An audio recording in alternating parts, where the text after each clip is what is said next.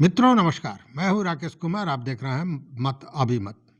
मित्रों, दूसरे चरण का जो ये मतदान हुआ है उसने न पिछले सारे रिकॉर्ड को तोड़ दिया बल्कि चीथड़े उड़ा दिए। मैं ये इसलिए कह रहा हूं कि इस बार जो मतदान हुआ है यह 70% से ज़्यादा जाने वाला है। अभी आंकड़े नहीं आए हैं क्योंकि कई जगह पर अभी मतदान हो ही रहा है। मैं जब ये शूट कर रहा हूं अभी 6:30 के लगभग हो रहा है और अभी भी कई ऐसे मतदान केंद्र बताए जा रहे हैं जिस पर लोगों की लाइनें लगी हुई हैं। मतलब मतदाताओं ने घर से निकल के मतदान देने को लेकर बहुत भयानक बड़ा उत्साह दिखाया है। अब ये इतना ज़्यादा क्यों हो रहा है ये बात का विषय है, लेकिन आज जो मैं बात कर रहा हूँ कि यह जो आंकड़ा है, इस आंकड़े के बाद तेजस्वी यादव ने एक ट्वीट किया है जिसमें लिखा है कि मैं गदगद हूँ। मतलब कि वो इस आंकड़े को लेकर बहुत प्रसन्न है। साथ में लोगों को यह भी उन्होंने बताया कि वो जब जा रहे हैं तो हर हाल में मतदान करके ही वापस लौटें, वह अपने अधिकार को समझें और अच्छे बिहार के लिए, अपने भविष्य के लिए यह मतदान करें। नमस्कार, सभी लोगों को मेरा प्रणाम है, नमस्कार है, सलाम है। और आप लोग सब लोग जानते हैं कि आज जो है मतदान जो है दूसरे चरण का चल रहा है। लोग जो है बदलाव के लिए, जो है परिवर्तन के लिए वोट दे रहे हैं। आप सब लोगों से हम अपील करना चाहते हैं कि अपने कतार को छोड़ करके वापस ना जाए, यानी बिना वोट दिए हुए आप लोग घर वापस ना जाएं।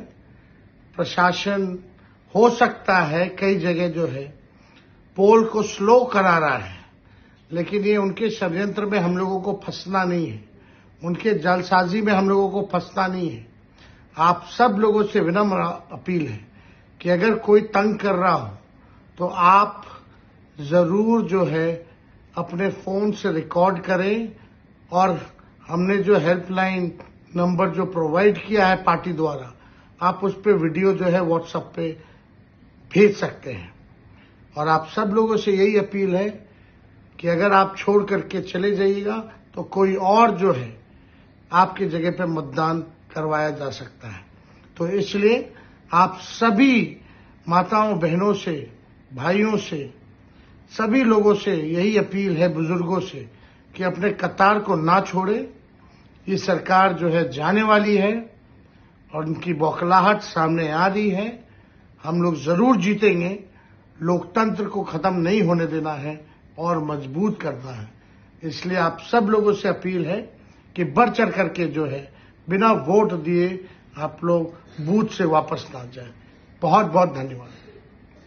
यह उन्होंने ट्वीट किया है, लेकिन एक बात सबसे बड़ी है जो लिखा है उन्होंने कि मैं बहुत गदगद हूँ। तो ये सारी प्रक्रियाएं चल रही हैं, लेकिन इन सारे चीज के बीच में जो मतदान चल रहा था, इसी बीच में ये जो गहमागहमी चल रही थी, इसी बीच में नीतीश कुमार के द्वारा किया गया एक काम तहलका मचा दिया है पूरे राजनीतिक हलकों में। हुआ क्या है ये समझिए। देखिए, दूसरे चरण के मतदान के बीच में ही अचानक केंद्रीय मंत्री और जदयू के वरिष्ठ नेता ललन सिंह के पटना स्थित आवास पर नीतीश कुमार अचानक पहुंच जाते हैं और यह सीक्रेट एक मुलाकात होती है जो सामने आती है।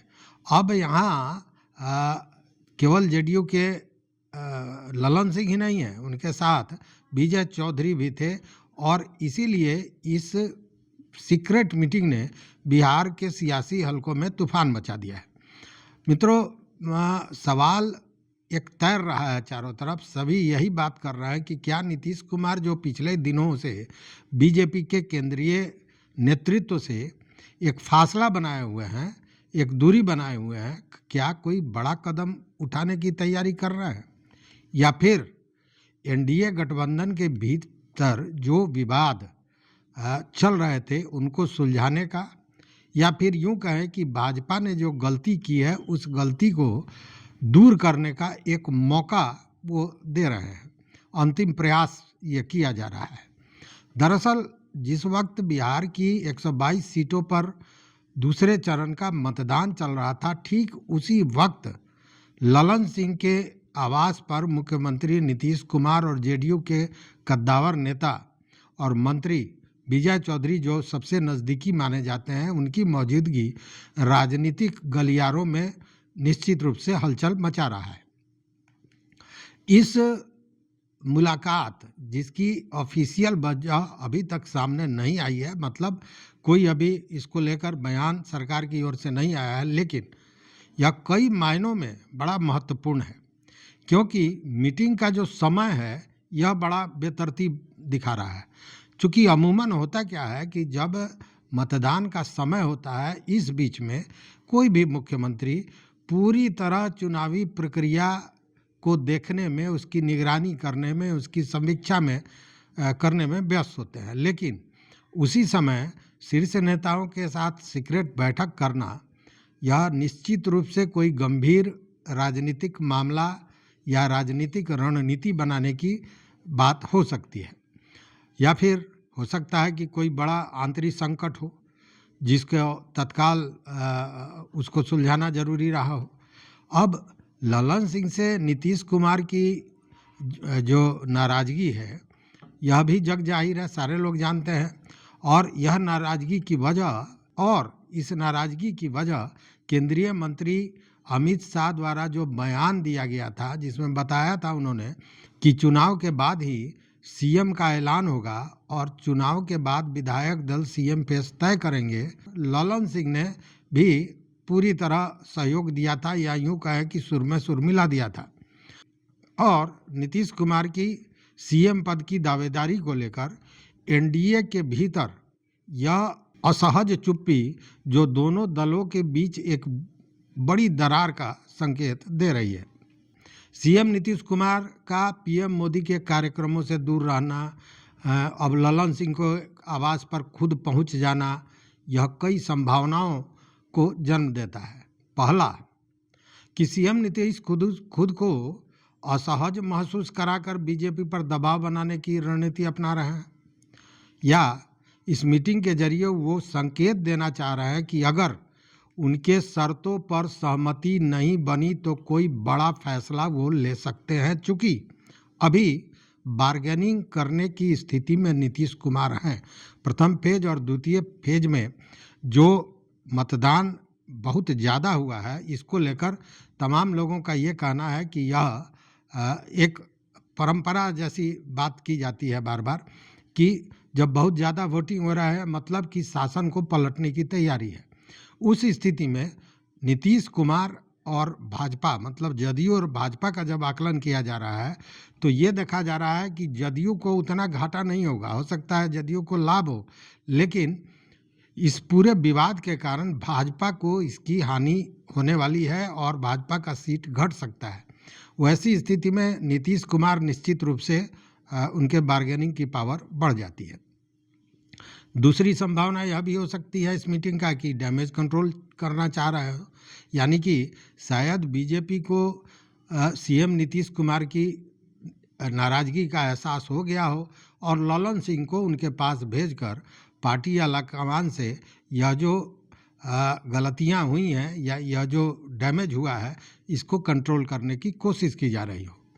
और उधर ललन सिंह के माध्यम से नीतीश जी को मनाने की कोशिश की जा रही है, ताकि गठबंधन में किसी तरह की टूट के आशंका को टाला जा सके, क्योंकि विजय चौधरी का इस मीटिंग में शामिल होना सिर्फ पार्टी अध्यक्ष की नाराज़गी तक ही मामले को सीमित नहीं रखता है, बल्कि यह बताता है कि यह मुलाकात किसी बड़े संगठनात्मक या फिर गठबंधन संबंधी मुद्दे पर केंद्रित रही होगी।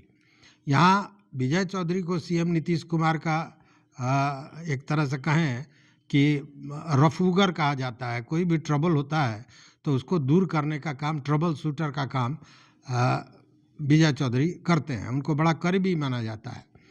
बता दें कि सीएम नीतीश कुमार को अपनी राजनीतिक छवि के लिए बेहद संवेदनशील माना जाता है, वो संवेदनशील रहते भी हैं।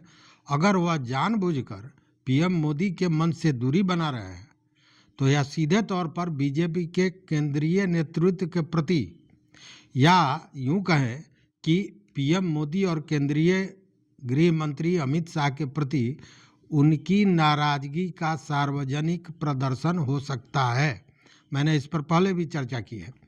और इस दूरी के जरिए वह अपने कोर वोट बैंक को, मतलब कुर्मी, अति पिछड़ा और पार्टी कार्यकर्ताओं को यह संदेश देना चाहते थे कि भले ही वो गठबंधन में हैं, लेकिन उनकी अपनी एक स्वतंत्र राजनीतिक पहचान है और निर्णय लेने की क्षमता है। क्योंकि बहुत सी चीज़ें बीच में आपने देखी होगी कि एनडीए के नहीं चाहते हुए, मतलब सारे दल नहीं चाह रहे थे, भाजपा नहीं चाह रही थी, बावजूद अपनी जिद पर नीतीश कुमार ने वो चीज़ किया है, वो काम किए हैं। खासकर जब नीतीश कुमार को सीएम पद की दावेदारी पर एनडीए की ओर से आनाकानी की जा रही थी, तो चुनाव प्रचार के आखिरी दिनों में केंद्रीय गृह मंत्री अमित शाह द्वारा एक मीटिंग बुलाई गई थी, प्रस्तावित मीटिंग थी वो, और नीतीश कुमार द्वारा अचानक उस मीटिंग को कैंसिल कर दिया गया था।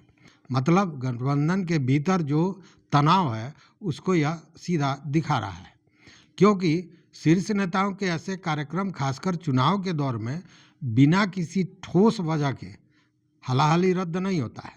ऐसे में यह भी हो सकता है कि अमित शाह और सीएम नीतीश कुमार के बीच सीटों के प्रदर्शन को लेकर, प्रचार की रणनीति को लेकर या चुनाव के बाद की सत्ता साझेदारी को लेकर कोई बड़ा मतभेद हो, और है भी, स्पष्ट है। तो अगर मतभेद इतने गंभीर थे तो मीटिंग ही रद्द करनी पड़ी, तो इसका मतलब साफ है कि एनडीए का जमीनी स्तर पर सब कुछ ठीक ठाक नहीं चल रहा है। जो आपको याद होगा, उपेंद्र कुशवाहा ने कहा था नॉट वेल इन एनडीए, तो वही स्थिति अभी दिख रही है साफ साफ। और अमित शाह का मीटिंग केवल कैंसिल होना नीतीश कुमार की ओर से एक अंतिम दाव भी हो सकता है, जिसके जरिए वह बीजेपी को यह संदेश देना चाह रहे हों कि उनके साथ ऐसा व्यवहार जो बीजेपी कर रही है उसको बर्दाश्त कतई नहीं किया जाएगा।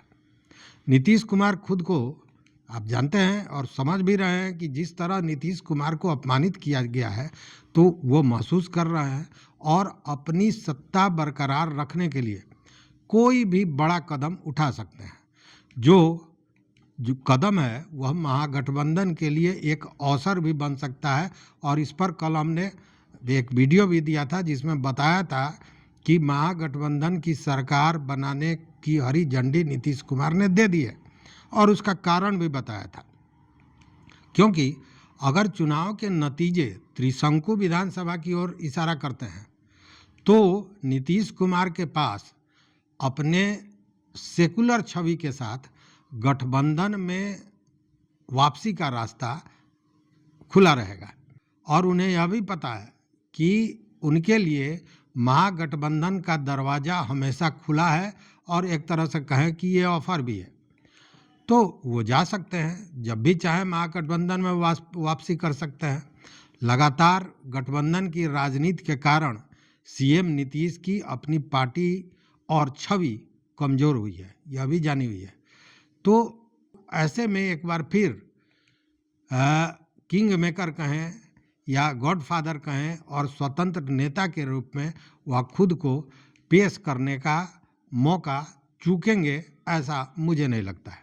क्योंकि बार बार पाला बदलना उनकी राजनीतिक विश्वसनीयता को तो प्रभावित कर सकता है, और ख़ासकर तब जब उनका अपना वोट बैंक यानी कुर्मी और अति पिछड़ा अभी भी उनकी ओर देख रहा है। बीजेपी का केंद्रीय जो नेतृत्व है, खासकर प्रधानमंत्री मोदी जी और अमित शाह, अब बिहार पर सीधे फोकस किए हुए हैं, उनका ध्यान बिहार पर है। सीएम नीतीश के लिए इतनी बड़ी राष्ट्रीय पार्टी को चुनौती देकर अलग होना आसान तो नहीं है, क्योंकि इससे उनकी राजनीतिक जमीन पूरी तरह से ख़त्म भी हो सकती है। ललन सिंह की भूमिका भी इसमें बहुत अहम हो जाती है, क्योंकि ललन सिंह की जिस तरीके से मुलाकात हुई है नीतीश कुमार के साथ, वो जैसा मैंने कहा कि डैमेज कंट्रोल का एक अगला भाग हो सकता है। और यह भी हो सकता है कि बीजेपी ने उन्हें संदेश भिजवाया हो कि सीएम पद को लेकर उनकी चिंताएं दूर की जाएगी। वर्तमान स्थिति में नीतीश कुमार का बार्गेनिंग पावर, मैंने जैसा बताया कि सौदेबाजी की जो शक्ति है वो बहुत बढ़ी है। ऐसे में सीएम नीतीश कुमार का यह कदम स्पष्ट संदेश दे रहा है कि सत्ता, साझेदारी और नेतृत्व पर सीएम नीतीश कुमार की शर्तें स्पष्ट है और वह अपनी राजनीतिक महत्वाकांक्षाओं को बनाए रखने के लिए किसी भी हद तक जा सकते हैं। यानी यह मुलाकात बीजेपी के लिए एक चुनौती भी हो सकती है, अल्टीमेटम भी हो सकता है कि वह जल्द से जल्द सीएम पद पर अपनी स्थिति साफ करे, नहीं तो बिहार की राजनीति में एक और बड़ा परिवर्तन देखने को मिल सकता है। फिलहाल इस सीक्रेट मीटिंग में क्या कुछ हुआ है, क्या बातचीत हुई है, अभी इसकी जानकारी नहीं हुई है। किसी तरह से यह बात सार्वजनिक नहीं हुई है। लेकिन जैसा सभी जानते हैं कि नीतीश कुमार कब क्या सोचते हैं यह तो उनके करीबी भी नहीं जान पाते हैं, भांप नहीं पाते हैं। जब सीएम नीतीश फैसला लेते हैं तभी उनका कोई प्लान सार्वजनिक होता है। ऐसे में वोटिंग के बीच नीतीश कुमार का ललन सिंह, विजय चौधरी के साथ इस मुलाकात के बाद सभी की निगाहें नीतीश कुमार के अगले फैसले पर टिकी है कि क्या सीएम नीतीश बीजेपी से पलटी मारने की तैयारी में है या अंतिम अवसर भाजपा को दे रहे हैं कि वो अपनी गलती सुधारते हुए यानी उनको मुख्यमंत्री के रूप में घोषित करे। हालांकि अभी तो हम यही कह सकते हैं कि हुजूर आते आते बहुत देर कर दी, बहुत देर हो चुका है इन सारे मामलों का। चूँकि मतदाता और मतदान को लेकर जो हानि इस विवाद से होनी थी वह तो आज हो चुका है।